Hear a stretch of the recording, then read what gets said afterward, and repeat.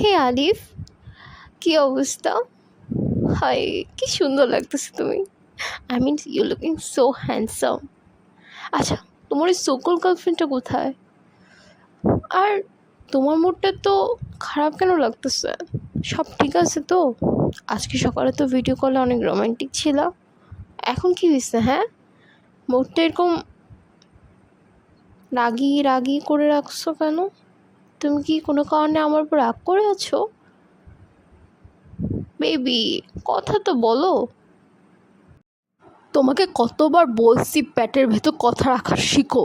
হ্যাঁ, তোমার কি প্রয়োজন ছিল তাহাকে আমার আর তোমার ব্যাপারটা জানানো যে আমরা দুজন কন্ট্যাক্টে আছি?